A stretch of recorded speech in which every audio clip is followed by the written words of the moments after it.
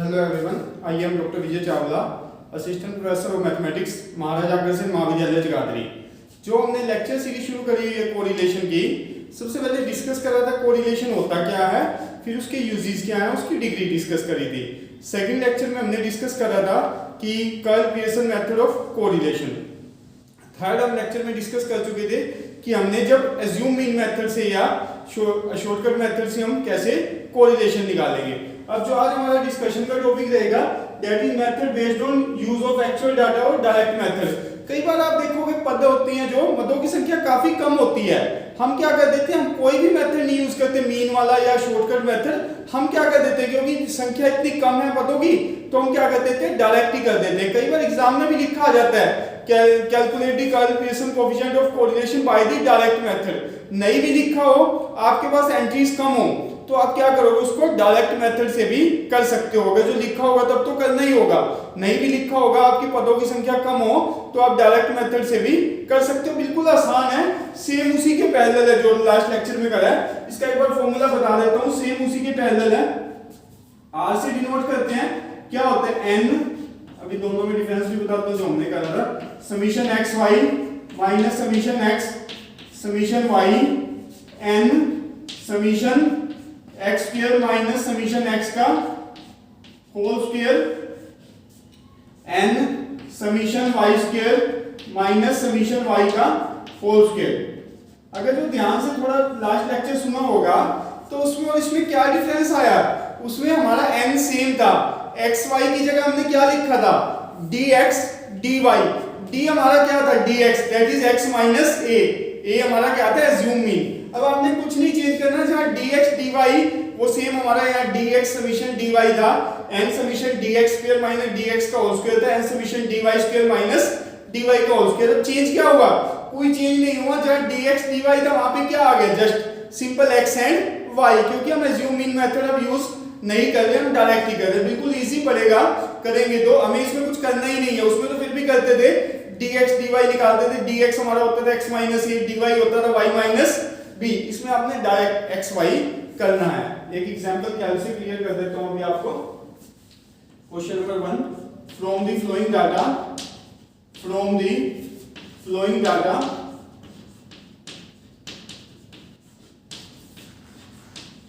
Calculate curl pearson coefficient of correlation.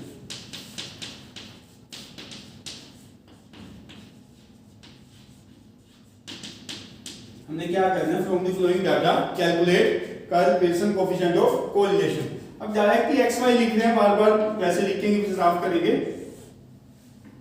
2 3 1 2 3 1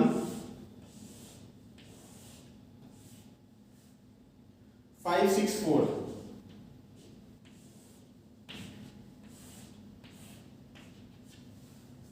Y क्या आएगा, 4 5 3 4 5 3 4 6 2 4 6। अब आप देखेंगे इसमें हमने कोई चेंज नहीं करा अलग से। अब आप ये नहीं कि हम इसको कर नहीं सकते, मीन निकाल के देखेंगे, अगर जो मीन मेथड से करना चाहिए, नहीं डायरेक्ट मेथड वैसे एंट्रीज का हम डायरेक्ट भी कर सकते हैं। कभी यही माइंड में है कि हम कर ही नहीं सकते, आप निकालिए मीन, अगर जो मीन एग्जैक्ट आता है तो आप शुरू में जो हमने सेकंड लेक्चर में करा था वो भी कर सकते हैं, जिससे हमने curl pearson coefficient of correlation निकाला था, जिसमें मीन कंप्लीट आता था, या डायरेक्ट मेथड से भी कर सकते हैं। अब डायरेक्ट मेथड के लिए देखें, हमें क्या चाहिए, एक्स वाई चाहिए। एक्स वाई देखेंगे तो देखें 2 × 4 8 15 3 20 36 एंड 8। उसके बाद हमने क्या करना है, एक्स स्क्वायर, जो हमें चाहिए एक्स स्क्वायर। अब एक्स स्क्वायर देखेंगे तो देखिए क्या आएगा, 4 9 1 25 36 16। उसके बाद हम बात करेंगे वाई स्क्वायर की, तो वाई स्क्वायर देखिए क्या आएगा, वाई स्क्वायर 16 25 9 16 36 एंड 4। अब मेरे को लगता है इसके अलावा हमें कुछ नहीं चाहिए, n आ गया हमारा, xy आ गया, x स्क्वायर y स्क्वायर चाहिए वो भी आ गया। अब हमें जस्ट क्या करना है, बस सम करना है इनका। पहले हमें क्या चाहिए, समीशन x का सम। तो ये क्या आएगा 10 15 16 19 21 21। आगे हमें चाहिए समीशन y, देखिए क्या आएगा 9 12 16 22 24।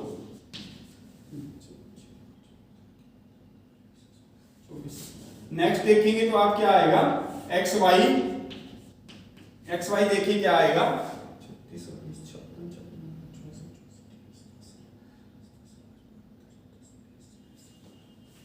90, देख ले 23 26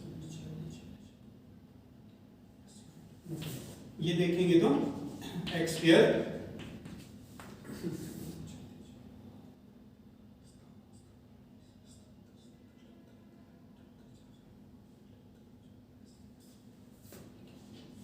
वाला देख ले 14 25 91। मैनुअल एक बार जरूर चेक कर लेना चाहिए, कैलकुलेटर होता है उसमें भी यही कहूंगा कि डबल एक बार जरूर चेक करें।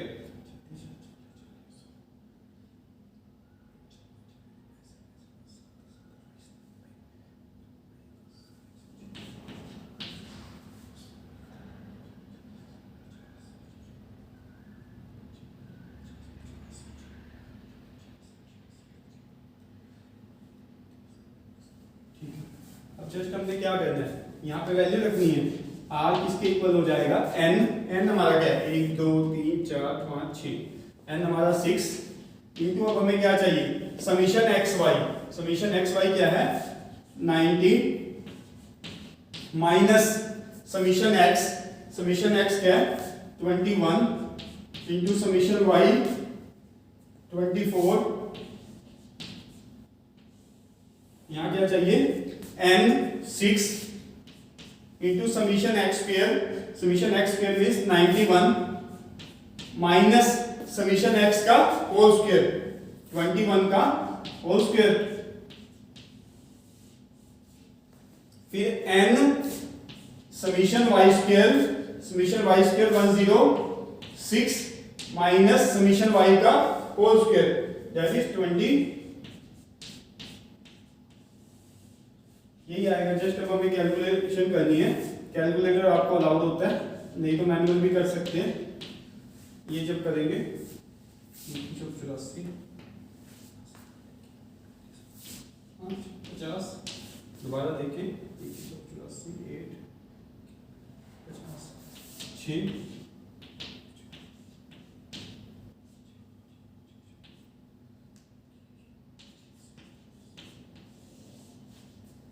जितना मैनुअल कर सकते हैं करें, कैलकुलेटर आपको अलाउड होगा। 636 माइनस 500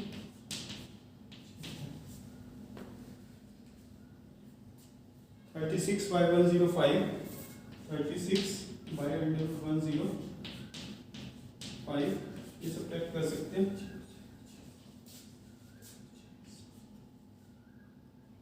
70 ये आ जाएगा आपका। अब क्या करना है,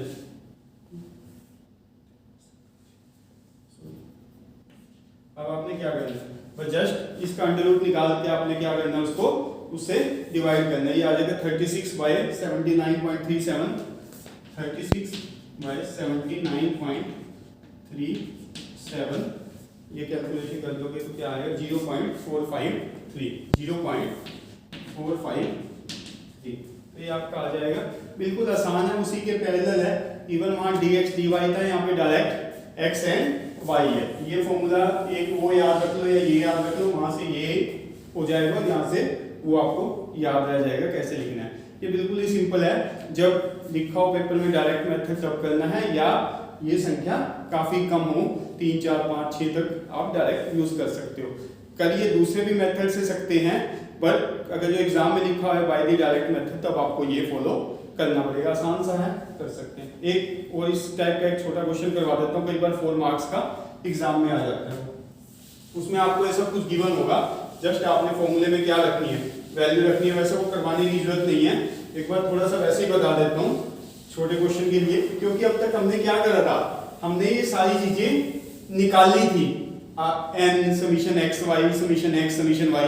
शॉर्ट क्वेश्चन में क्या होगा, शॉर्ट क्वेश्चन में वो आपको क्या दे देगा, ये सारा कुछ दे देगा कि समीशन x y ये है, समीशन x ये है, समीशन y ये है, समीशन x स्क्वायर ये है, समीशन y स्क्वायर क्या है, and find the rank find the coefficient of correlation. तो आपने क्या करना है, जो सारी चीजें गिवन होंगी आपको डायरेक्ट इसमें वैल्यू सब्स्टिट्यूट करनी है, क्योंकि 4 मार्क्स का जो क्वेश्चन आता है वो शॉर्ट में आता है और एक इस टाइप का आ सकता है जिसमें आपको ये सारी एंट्रीज गिवन होंगी। आपने क्या करना है, आपको जस्ट फॉर्मूला आपके माइंड में होना चाहिए, आपने यहाँ वैल्यू रखनी है और आपका वो आंसर आ जाएगा। वो करवाने की जरूरत नहीं, जस्ट एक कैलकुलेशन होगी जिसमें आपको गिवन होगा। इस एक्सरसाइज का यही सिंपल सा क्वेश्चन था। एक आपको एक या दो क्वेश्चन करने के लिए दे देता हूँ, एक बार ट्राई करोगे, प्रैक्टिस करोगे तो मुश्किल नहीं लगेगा, आसान है बिल्कुल। एक या दो क्वेश्चन करने के लिए दे देता हूँ, करके देख लीजिए। Find correlation coefficient, find correlation coefficient, correlation coefficient from the flowing data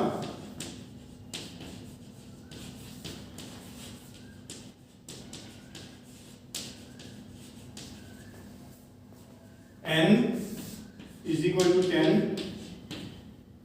summation x is equal to 55,